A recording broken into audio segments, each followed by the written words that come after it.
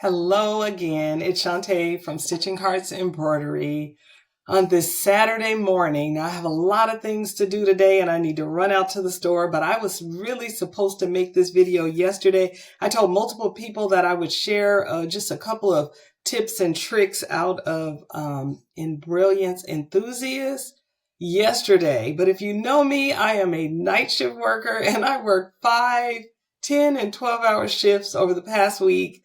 And I came home yesterday and really just crashed. I guess not like the kids say crashed out. I didn't like do anything crazy, but I crashed. I was out until 2:30 this morning. I got up at 2:30 and all kind of stuff was going on. My mouth was dry. I had a little cough. My back felt like it was going to spasm. I had just been asleep for so long. And I had to get up, kind of take care of myself, and then back to bed I went. So here I am. Now I got up this morning and I'm ready to do this video. And my camera was just going, I've been playing with this thing for an hour. And so that just stressed me out.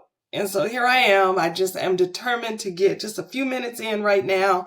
And hopefully if you guys have some questions for me or some specific things that you want to learn or know about Embrilliance software, then that'll give me some direction, because I feel like there's a million things in my head that I'd like to get out and share, and it's hard for me to even know where to begin. So let's get going.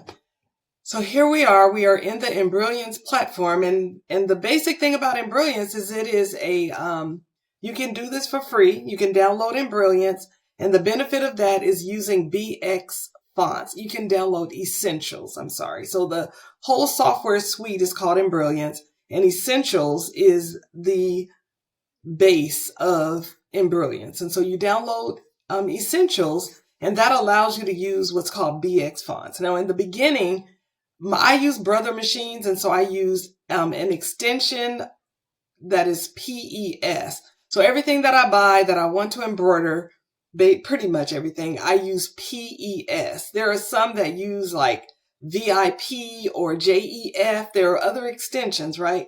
So when I first got my machine up and going, I bought a font off of Etsy, and it was a PES font. And I was having to go to my downloads and drag and drop each letter in to the software and arrange it and straighten it out. And then I saw somebody in a video and they were talking about Essentials and using something called BX font. So that's the extension. So if the font is called Shantae, then it would be Shantae.bx, right? They're BX fonts. And with BX fonts, they are keyboard enabled fonts. And so once you get your BX fonts from wherever you're going to buy them from and download them, you drag them into your software and they kind of live resident in this software. You select those fonts, and you are able to manipulate them to do things in a much easier way than just using your basic machine fonts like PES fonts. So here we go. I'm going to click on the A. And do you see this blue wheel of death going? I'm not sure what's going on with my computer today, but yeah, it just gave me some grief. So there we are. There's that. I clicked on this A at the top and I got ABC. So when I go over here to the right panel, there are all of the fonts. These are not all the fonts. I am a font collector. That is my first hobby. I collect fonts.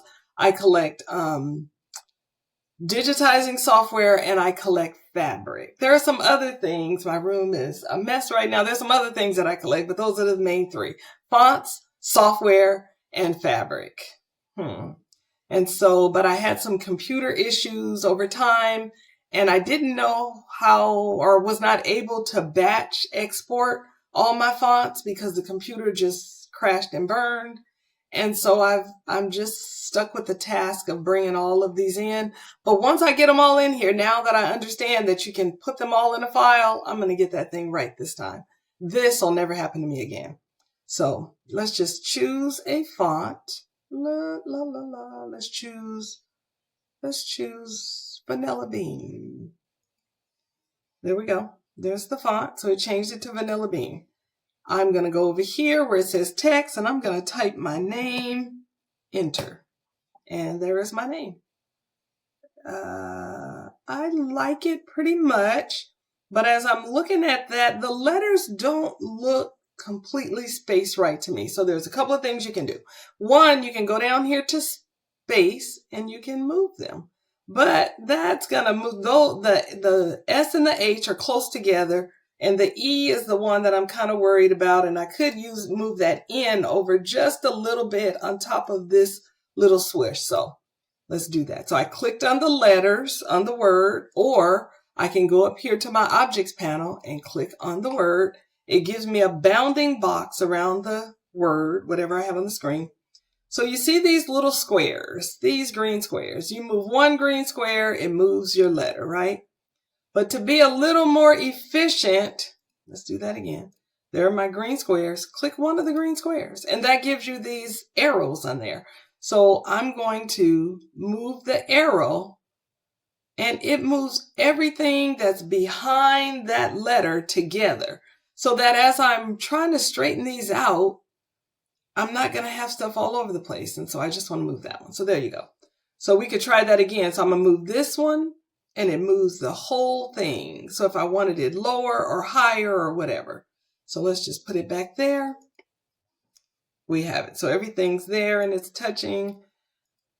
One of the things that I said that I would share is one of my favorite tools, or the number one reason why I bought Enthusiast and what kind of catapulted me into the love of making my own designs, with some of these tips and tricks and these kind of easy go-to things in digitizing. Because this is more, what we're doing today is more stitch editing.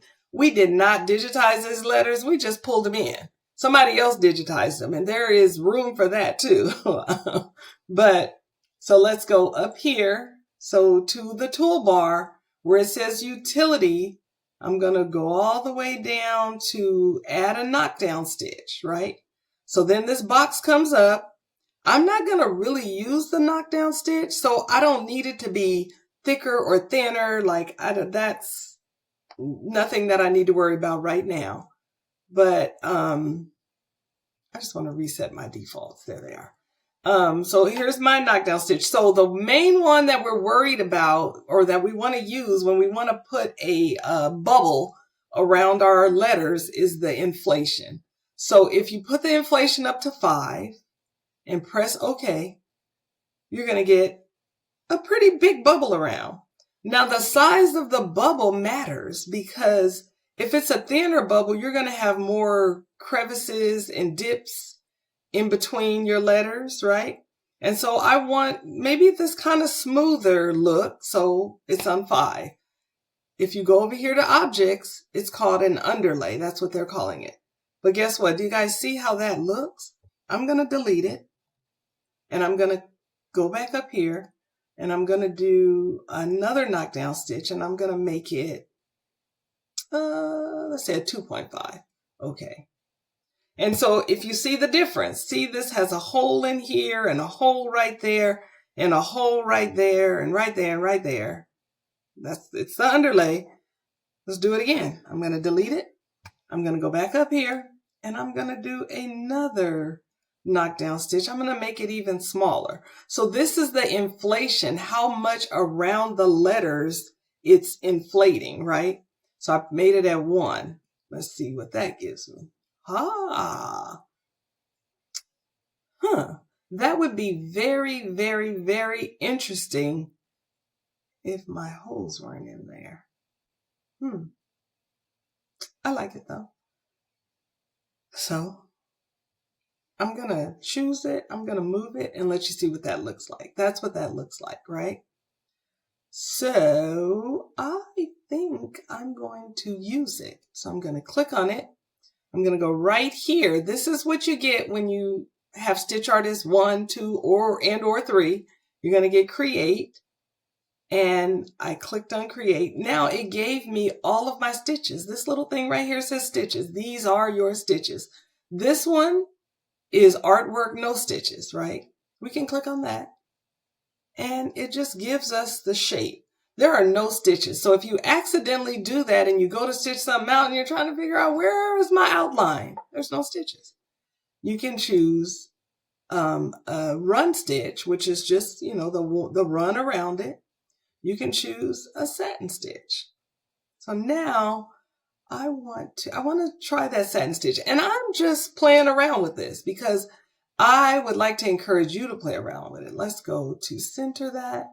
Let's choose this one and see if we center that. And look what I just did. I kind of changed that font up a little bit. Look at that. I got an outline around that font that kind of looks okay. And I don't think I've ever done this. Not exactly like this. So there are so many changes that you can do within this. I don't have time for that right now. I just wanted to really come in and just give you some basics. So there it is. Here is that satin border, and I'm going to delete it because it's so easy to recreate it. I'm going to go up to utility. I'm going to choose knockdown stitch. I'm going to make it a little bit bigger, like 2.5. I'm going to say okay. And that gave me something pretty similar. A little bit. Okay. Then go up to create. I am going to put that around it. I made it a run stitch, not put that around it. And then I'm going to go down. So the run stitch is highlighted. I'm going to down to properties and I'm going to change the color to something like that. Doesn't matter the color. I just want you to be able to see what I just made. And that's it. That's how easy it is. That is using Essentials and a BX font that someone else created, using Enthusiast for that knockdown stitch, and then Stitch Artist 1 to change that knockdown stitch into a satin stitch or a bean stitch, right? There's so many variables and variations for doing this that we could do this every day. Like one variation every day, probably for the rest of the year, and still not be to all of them. And I'll just give you a quick example of what I mean. So I just chose my run stitch and I'm over here in properties. I'm in create, but I want a different kind of run stitch. I want it to be a back stitch, like a really thick, a stitch that stands out and is bold. I can change the stitch length and the pass of the stitch, or I could want it to be a bean stitch or a chain stitch. That might be goofy, but yeah. So there are just a million things that you can do. That's all in that software. Did you guys really see that?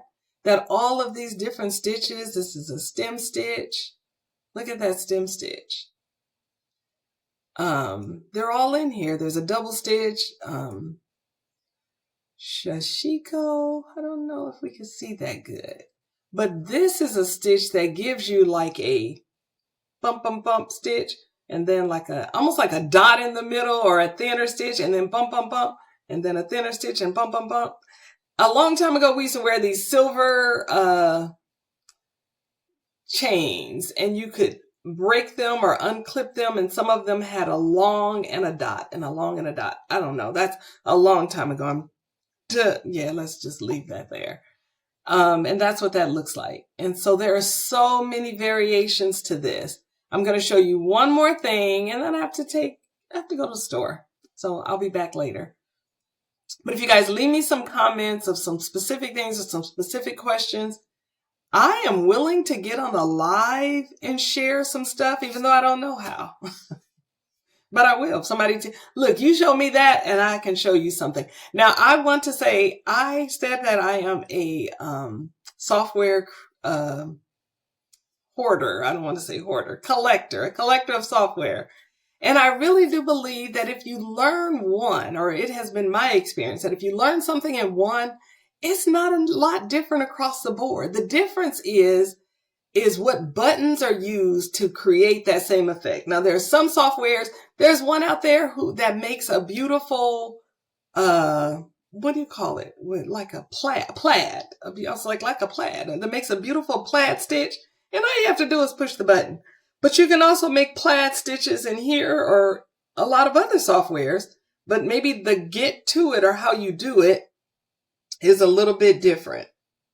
And so that's maybe how you choose your software. Like you go and you do the free trial or download and you try it and you see which one has the interface or the buttons or the functions that seem more intuitive to you. So if you know me, then you know that I am part of the inner circle. That is John Deere's new software coming out. And to be able to sit under him and to learn that software theory has changed my embroidery life. It is the thing that I needed. Everybody does not need that. Some people can copy what somebody else is doing. Some people can just hear what you say and do it. My brain is that one like this, and I need to know the whys. And so that is what has changed everything. I've been learning digitizing for like 5 years now, and it just was not clicking. There were some things I could do the thing that someone taught me. But then when I tried to take that and do the thing that was in my head or the idea that I had, it just never would work out right. And then even if I paid someone to teach me something and I went back with a question that was in my head, then people are just, and it's a funny thing to me that we pay a lot of money for this software, and the software companies are kind of relying on these individual teachers to charge you money to teach you this thing, where, I don't know, it's just a weird thing. Some of it's a lot of gatekeeping, and some of it is, I don't know, but why did my screen just die? That scared me. So anyway, that means that I'm talking too much. Let me move my face, get that out of here. And so let's do one more thing. I'm going to go right up here. I'm going to choose a new design. I'm going to choose the A, pick some letters. We're always going to do my name. It's Shantae. And we're going to choose a font. Let's do something like After Hours right now. Yep, that's perfect. I say it's perfect. 1, I want it stretched up a little bit. 2, I want to be able to, I have to move all the letters. And so I just want to go over that again. I'm moving the triangle, so they're all coming over together. And we're getting rid of the little tail on each one. And then this S is a little bit close. Let's just do it like that. Right, there we go. So this, I want to make a tag. So I'm at 17 minutes. I'm doing good. I want to make just a quick outline. It could be a patch. It could be a tag. I just want to put an outline around this. And so if we go up here to create again and look right here, there's a square. If you click on the drop down, there are some pre-made shapes. And I do want to use the square, and I'm going to just go like this. And I'm going to look at that square. It looks like a ticket. And I chose it. So I held down my left. This is my right. This is my left mouse button and drug it across the screen to get the size that I needed. Now I can still click on it and, make it smaller. I can do all the things to it. But look at these little divots or these dents in it. I have it selected in the objects panel. I'm going to go right down here to shape and properties. And the corner radius is a -24. That's what's wrong. So I'm going to go up to a corner radius of 0. And it gives me a straight rectangle. But I want rounded corners because easy to cut is probably straight, But I just want some rounded corners because I like rounded corners. So I'm going to go about 10, and there we go. So there is my tag that I am going to choose that again. It says line, and this artwork with no stitches is selected. I need to give it some stitches. So should we give it satin border or should we give it a run stitch? These are the two that we're just talking about right now. I say let's give it a satin border. Ta-da! Cannot be easier than that. So guess what I've kind of done? So wait, let's center this. Let's go back to right there. Let's center that. And then let's click on my name and let's center that. Ta-da! We just made a patch. We really, really, really just made a patch, right? There's nothing else that you need to do to make a name patch but this. I could send this over to my computer and put down a piece of felt, let it stitch my name and this border around it and cut it out after. But if you know me, I am a snob about a satin stitch and clean edges, so this is not how I would make a patch, but it is all that you have to do to make a patch, right? So if I were making this patch, I would click on this one. No. I would go up to create, design, begin a new design, click on that satin border, right click on my mouse, copy, right click, paste. So now this looks like I have 2 satin borders, but guess what? The first one, I want to make it a place where I can cut out my design, cut out around the patch before that satin edge prettifies it, makes it beautiful, right? So I'm going to take that satin and go up here and change it to a run stitch. So now this is showing me, let's go up to the stitch simulator. So I'm really giving you a lot of nuggets in here. We've talked about stitch simulator. We've been down in properties to show you that there's so many variations to all these stitches. We've been up to utility to talk about adding the box, and we just went to create to talk about how to make a square. So where were we? Let's go to, we were going to simulate it. So this is saying I have my felt laid down, and this is going to stitch my name on the felt, right? And then it's going to give me this bean stitch right here. It's going to stop. And you know how I know it's going to stop? Because I'm going to go right down here to this satin border and I'm going to change the color. So it's going to stop. Look right up there. So here we are. We're here. Right? And now, but guess what? I left that as a shashiko, I think it's called. So I need to go back in here, choose that, and make it just, let's do it a double stitch so it'll hold down good. And so that when I'm cutting and I cut some of my stitches, which I often do, then it'll be okay. So now let's go back to our simulator and get past all of this. We are here, right there. And now I let it stitch my name. I let it stitch the run stitch. I'm going to pull that off of my machine, not take it out of the hoop. And I'm going to use the best scissors that I have to cut around my felt. And then I'm going to put it back in and let it stitch. I want it to be a pretty color. Hold on. This beautiful, so let's see what it looks like. So now I've just cut it.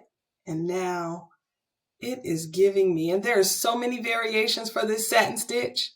Believe me, I am a satin stitch snob. And if you sell designs, I buy designs. I can make designs and I still will buy your designs. I buy designs for 2 reasons. I buy one so I can learn from them. Sometimes I buy them and I take them apart and I figure out how to do it. But the other reason is because sometimes it's just not worth my time and you made it cute. So why am I going to copy yours? But if I buy your design and this satin stitch is not giving beautiful satin stitch, I'm not going to buy anymore. It is the truth. Like, I love a beautiful satin stitch. And if you sell designs and you see StitchingHearts2020@gmail.com over and over and over again, it's because I keep buying your design. So there we go. And so in that, let's go back to create and choose this one. It says, it lets me know here it's a satin border. It says it's a satin border. Down here to properties. Okay, in my properties, I can make that satin border wider or smaller, thinner or thicker, right? Let's go all the way up here. Look at that big old satin border. Now, I'm not that crazy about a satin border, but look at that. You can do that. And I want to do that because I also want to go all the way down to the bottom and add a top stitch. Now look at that. Can you guys see the top stitch? And sometimes you see designs and you wonder, wow, that looks so neat, or that looks so clean. Or sometimes it's like, wow, that has too much going on. And that is that top stitch. And so if we go back to our simulator And we are all the way over here. We're doing that. We're doing it. We're doing it. We're getting that beautiful big old satin stitch. And now it's giving me a top stitch. So I'm not even going to get into different ways to do a top stitch because we could be here again. We could do this every day for the rest of the year. And there's so many variations. And I just believe that the only way to learn how to, let's call this stitch editing. We're not doing a lot of digitizing here. But some, because we made this square, even though it was a square, we put the stitches to it. Stitch editing is where I started. And I learned to take designs and stitches and make them work for me. And so stitch editing is important. And I think that it is maybe the first step to digitizing. And like start off and just be okay, just being able to edit stuff, to fix it to your liking. Look at this. I am right here. I am going to the end of this. I'm in the simulator right here. And I'm using this button to get right to the end of it. I want to go back one. And I'm going to use the stop. And I'm going to change the color right now to there. And I'm going to push OK. And look what that did. So if I wanted to do this in a rainbow design, I wanted all my colors different, I could just go, let's get to the end of this. Let's go back. I like to do it right to the last stitch of the previous letter. So I'm skipping the H because that can stay burgundy or whatever color that is, fuchsia. Okay, I'm at the last stitch. I'm going to push stop. And now I'm going to change the color to this, right? And so you do that all the way down, and that's how you change the color of every letter. So we're right there. Let's go 1, 1, 1, 1, 1. I'm clicking. I need to go back, back, back, back. Right there. I'm going to push stop, and I'm going to change the color again.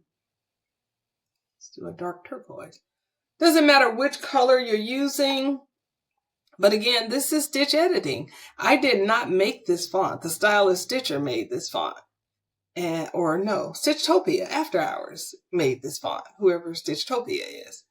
But I can edit this to what I need it to be. Let's see, right here. Let's go up, up, up, up. Let's go back, back, right here. Stop. Let's change that color to something I haven't used. There we go. And then we have one more letter, the E. Let's go all the way down here.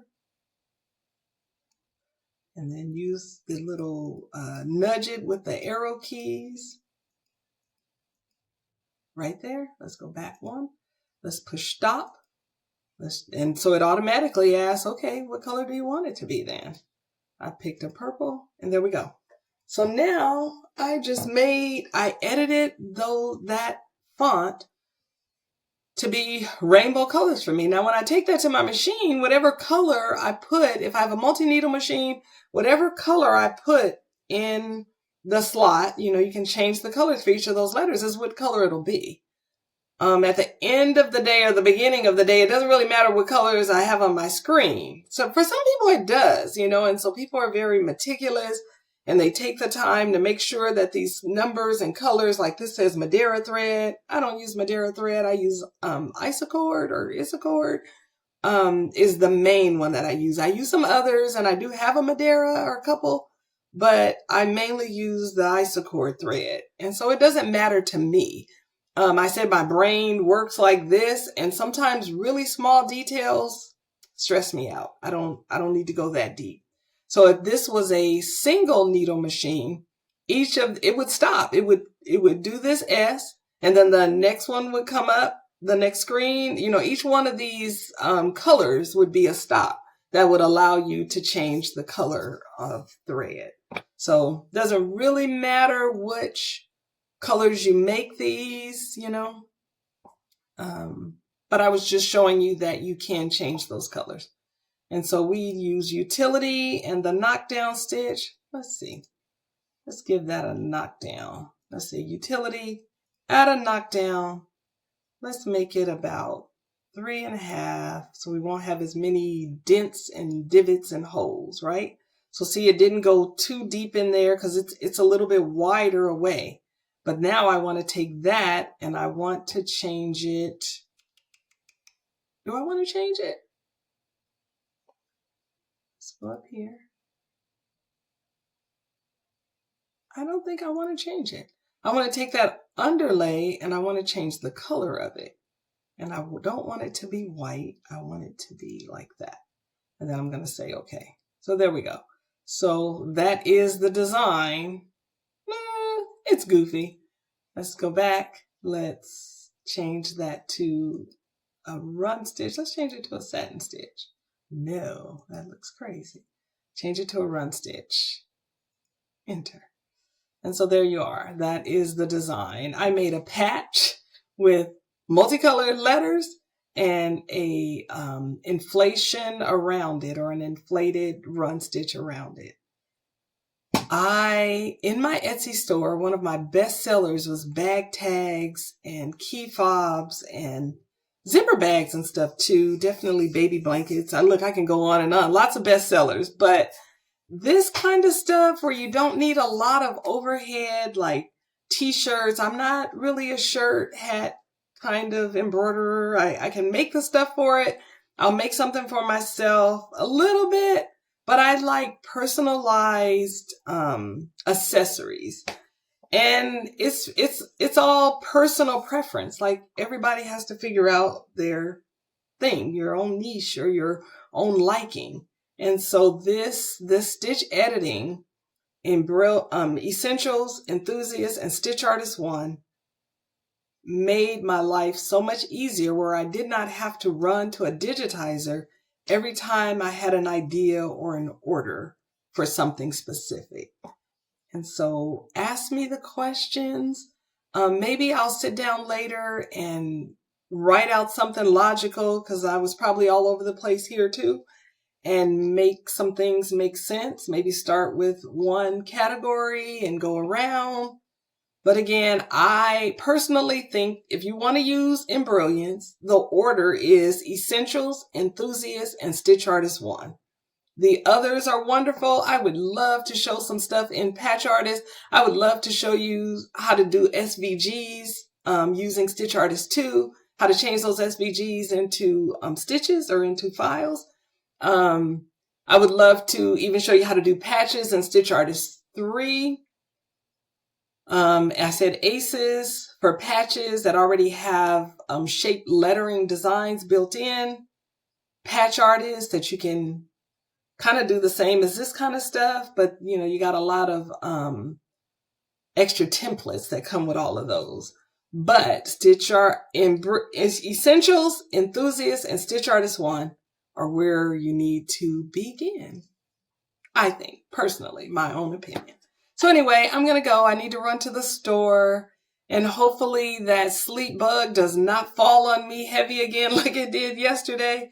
And I am good to play in my room all weekend. I'm going to clean up. If I zoomed out, man, this is a mess. And this is what happens around here when I'm digitizing or stitching. I like to do testing for other digitizers just because it helps me to learn. It gives me some free fonts and it helps me to learn to understand. And it's not like that I'm copying their designs or trying to sell them. I'm not even there yet. My first profession is a nurse. I love my job. I took 15 years off to raise and homeschool my children while my husband was living his best life as a fire chief. Now he is retired. I've just gone back to work. And I am definitely getting to retirement age. And so I only plan to work maybe another year. And then at that time, I plan to be ready and together. And I don't even know what I'm going to do, but it's going to be something in creating digital files or teaching about software or something like that. Somewhere in there, I still don't even know what. It won't be like making shirts or selling hats and things like that. Like I get so overwhelmed and frustrated with that. It is for someone, but it is not for me. But I love everything about creating with stitches. So that being said, I will see you guys later. Bye.